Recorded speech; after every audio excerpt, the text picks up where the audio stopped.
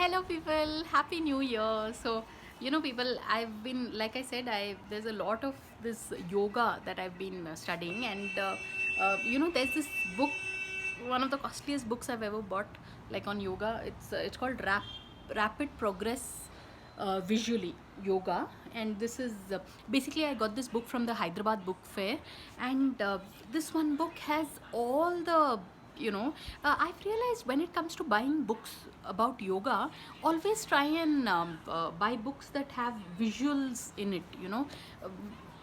Generally, normally we don't normally buy books that have like pictures and photos and all, right? But when it comes to books on yoga, it is very important to buy books that have pictures, because otherwise, you know Pavana Mokkatasan, you'll keep wondering, just even drawings of it aren't so great.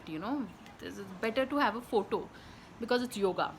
So this book, I bought it from the Hyderabad book fair, which is in near Necklace Road, which is in NTR Stadium, in Hyderabad, in near Necklace Road.